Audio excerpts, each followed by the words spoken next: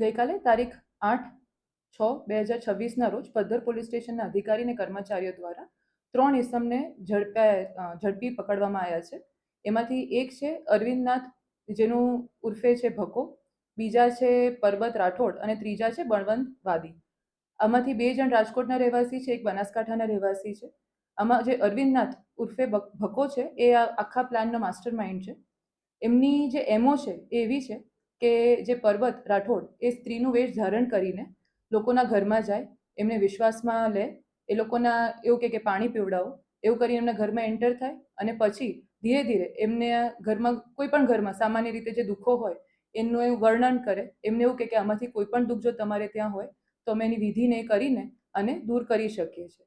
આવી રીતે ધીરે રહીને એમને વિશ્વાસમાં લે અને એના પછી એમને એવું કે અમે નાની મોટી વિધિ અત્યારે કરી આપીએ. એમાં કંકુ ચોખા એવું કંઈ ફેરવે, પોતે ખાઈ જાય.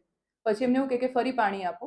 એ પાણી એમના પાસે સાકર કે એવું કશુંક હોય એ પાણીમાં એડ કરે અને જે ઘરના વડીલ હોય કે ઇન્ચાર્જ હોય એને એવું કે ભાઈ હવે તમે આ પાણી ટ્રાય કરો, અમે આના પર મંત્રને કરી દીધું છે, તમને મીઠું લાગશે. એના થ્રુ એ લોકોને સામાન્ય લોકોને ઉલ્લુ બનાવે છે, એમને અંધવિશ્વાસમાં લે છે. આપણી પાસે અત્યારે મુખ્ય 3 આરોપી છે.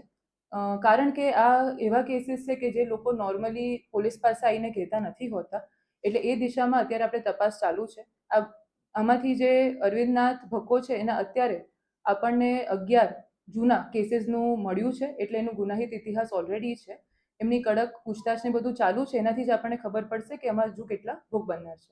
પ્રવૃત્તિનું એ છે કે જેવું આ સોનાનું, ચલણી નોટોનું, એવી જ રીતે તમે તમારા ઘરમાં કોઈને બી એમને આવવા દો અને એમની વાતોમાં આવી જાઓ અને એવું માનો કે જે તમારા ઘરમાં તકલીફો છે એ બીજાના ઘરમાં નથી, તમારી છે ને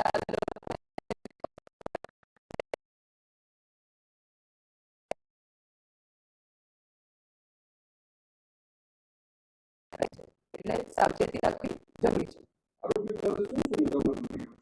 અત્યારે આપણી પાસે એવું સ્પેસિફિક કોઈ મુદ્દામાં નથી કે જેનાથી આપણને કહી શકીએ કે અમને આ ભોગ બનનાર સ્પેસિફિક હશે. એવું આપણે માનીએ છીએ કે એ લોકો મહિલાનું રૂપ ધારણ કરીને એવું કહેવા માંગે છે કે ભાઈ એમનામાં માતાજી આવે છે કે એવું, અને એવું કરીને ગામડાના જે લોકો હોય નિર્દોષ કે જેમને ના ખબર પડતી હોય એમના ઘરમાં પ્રવેશવાનું સાધન તરીકે ઉપયોગ કરે છે.